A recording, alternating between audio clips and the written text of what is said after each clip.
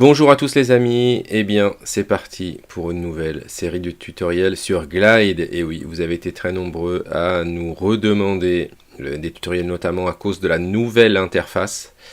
Et donc nous allons bien sûr essayer de répondre à votre demande parce que c'est bientôt les vacances. Et donc voilà, on va utiliser l'excuse par exemple du cahier 2PS pour pouvoir créer une application Glide.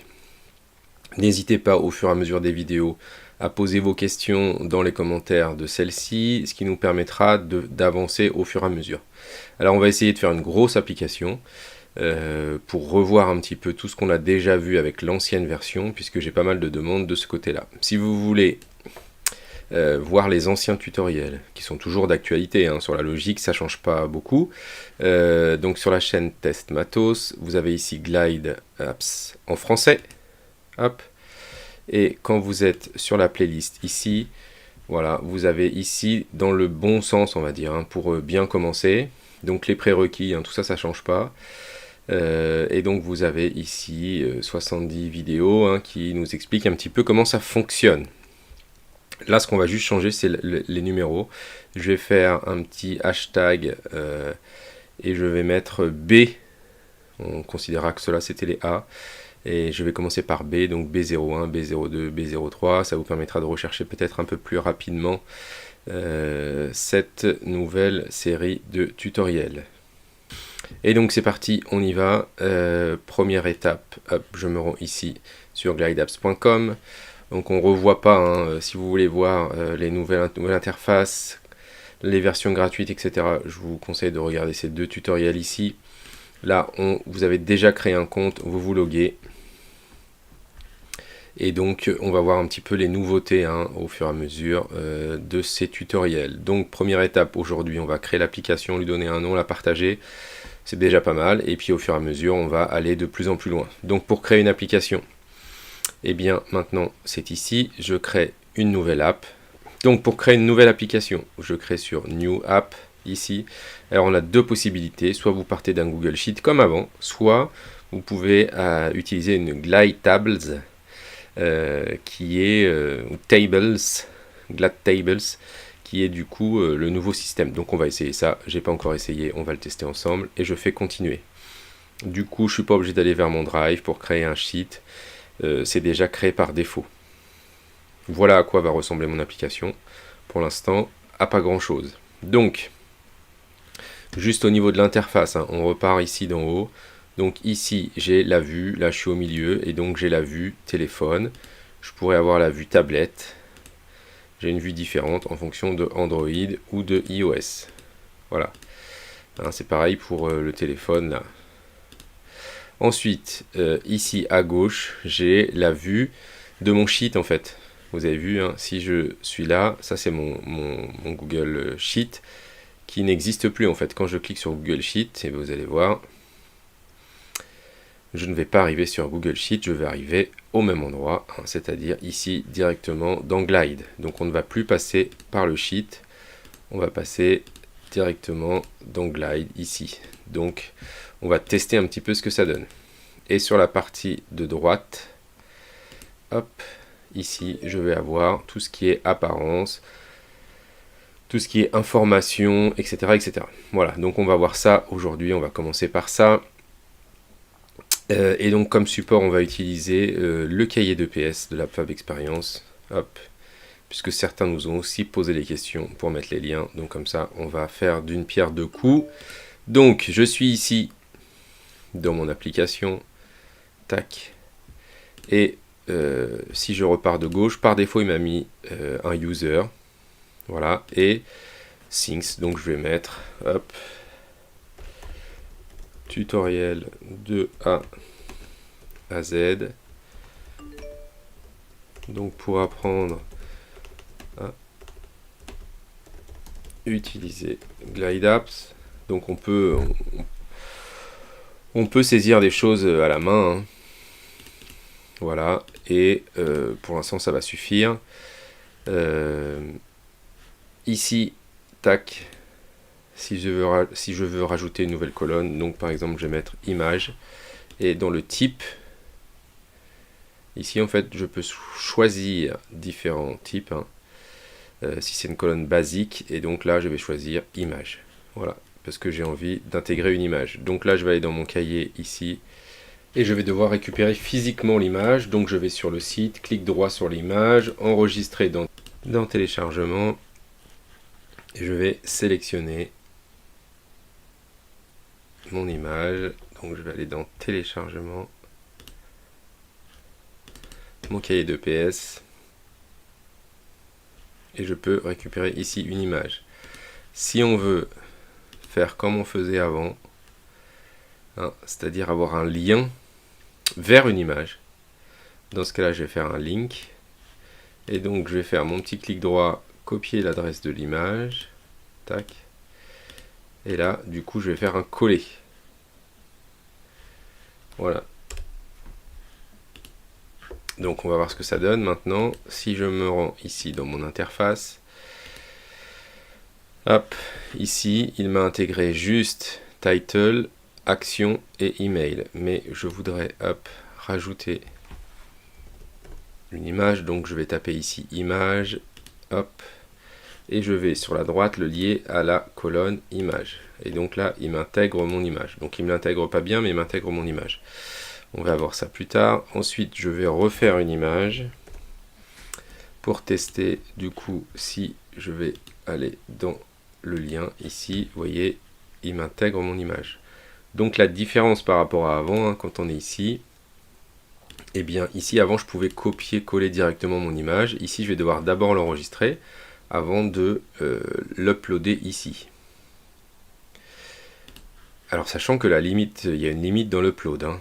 On verra ça plus tard, mais on ne peut pas uploader des vidéos dans tous les sens, hein, ça ne fonctionnera pas. Et puis après, ici, voilà, donc si je vais mettre image en lien, voilà, tac, eh bien je peux aller copier une adresse d'une image. Donc j'ai pris celle-ci, hein. J'aurais pu prendre celle-ci, activité 1 après, hein, mais c'est pas ça là qui va m'intéresser.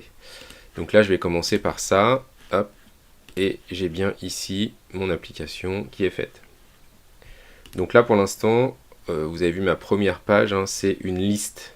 Moi, je voudrais que ma première page, ce soit une vue détail.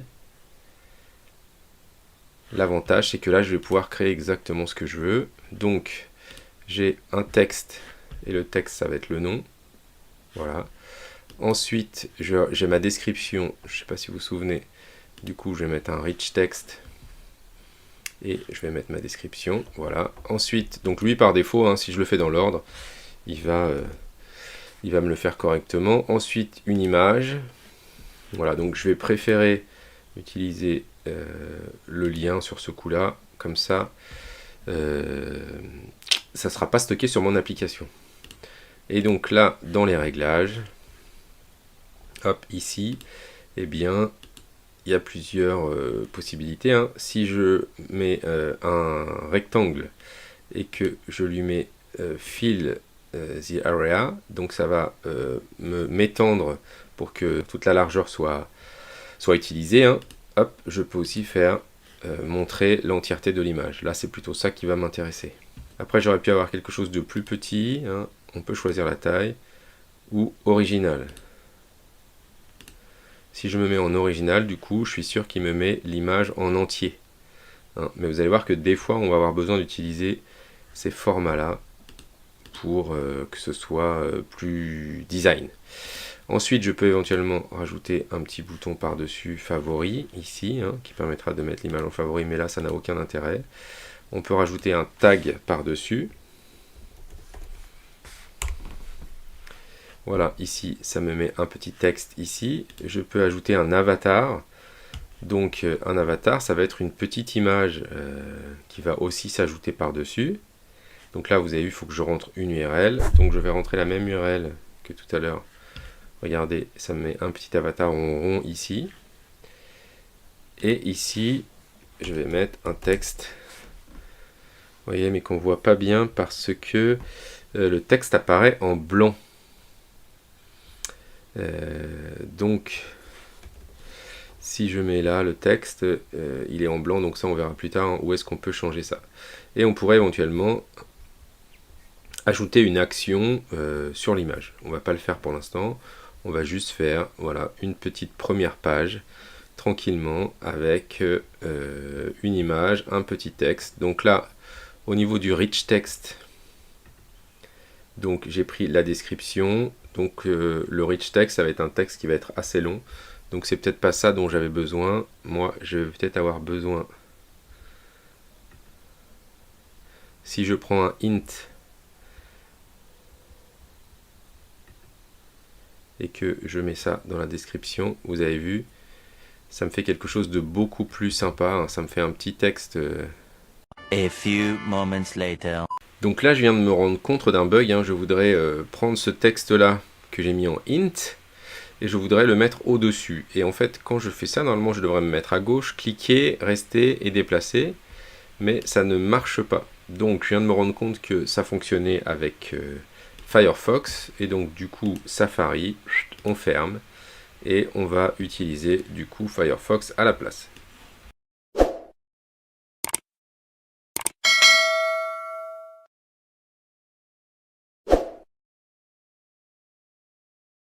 Donc nous voici maintenant revenus sur Firefox, donc je vais prendre mon petit texte ici et je vais le monter là-haut.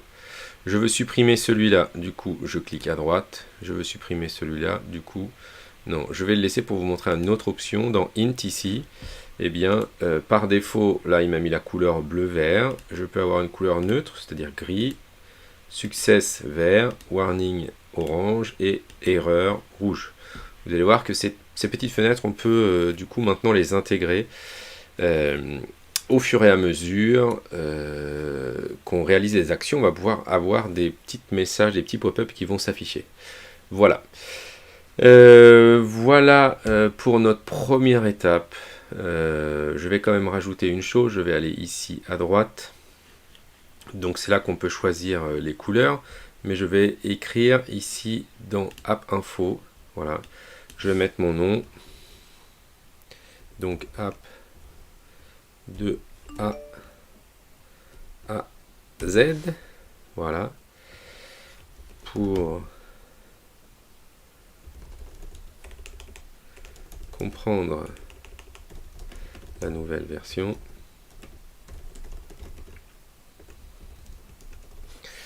Et voilà. Et donc du coup je peux ici éventuellement uploader une image. Donc je vais faire upload. Je vais aller reprendre mon image de mon cahier d'EPS. Donc comme c'est pas une image carrée, hein, bah, vous avez vu, ça va me faire quelque chose de comme ça. Là, il aurait fallu que j'utilise une image carrée, mais pour l'instant, ça vous permettra de tester ça rapidement. Et du coup, je vais faire publier. Donc, je vais reprendre ça, copier, publier, publish app. Donc ce petit lien là, je vous le mettrai dans la description. Hein, et du coup, je vais mettre ici, tac, app de A à Z. Donc là, ce qu'il n'aime pas, c'est que j'ai mis des majuscules et des minuscules. Donc je vais mettre app de A à Z. Voilà. Et donc ici, c'est une application qui sera publique avec email. Hein, donc je peux mettre public, donc sans email, ou public avec email. Donc là, on va mettre public. Voilà. Et on va retourner sur share. Et donc là, c'est bon. Hop. Vous allez pouvoir, en copiant cela, vous rendre sur l'application. Donc dans la deuxième étape, on va ensuite, donc ça sera dans la prochaine vidéo, hein, on va prendre notre cahier d'EPS ici, et on va créer une liste hein, où je vais avoir la séance 1, la séance 2, la séance 3, la séance 4, etc. etc. Hein, au fur et à mesure, voilà, où je vais pouvoir du coup mettre des liens vers mes différentes séances. Comme ça, mes élèves pourront suivre directement ça. On va rajouter un petit menu en bas, tranquillement. Et puis ça, ce menu en haut, là, des connexions à propos, pour l'instant, on n'en a pas vraiment besoin, mais on verra plus tard à quoi aussi ça peut servir. Voilà pour cette première phase. N'hésitez pas à poser toutes vos questions dans les commentaires de la vidéo, et ça nous fera avancer petit à petit dans cette application. On vous dit à bientôt pour la suite. Merci à tous d'avoir regardé cette vidéo. N'hésitez pas à mettre un petit pouce bleu, à vous abonner activer la cloche pour suivre l'actualité de Test Matos. À bientôt.